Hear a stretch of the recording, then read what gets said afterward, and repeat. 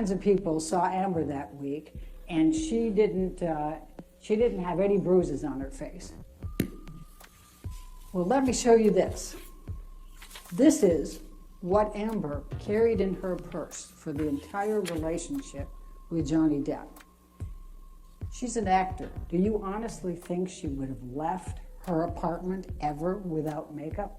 Do you think that she ever would have wanted other people to see her bruises and her cuts? This was what she used. She became very adept at it. And you're going to hear the testimony from Amber about how she had to mix the different colors for the different days of the bruises as they developed in the different coloring, and how she would use these to touch those up to be able to cover those. She also used concealer, foundation. You'll hear from a makeup person that Amber didn't even leave her bedroom without having foundation on. And one of the people that was at the building testified. He said she had makeup on and it would have covered that bruise. So that's the testimony.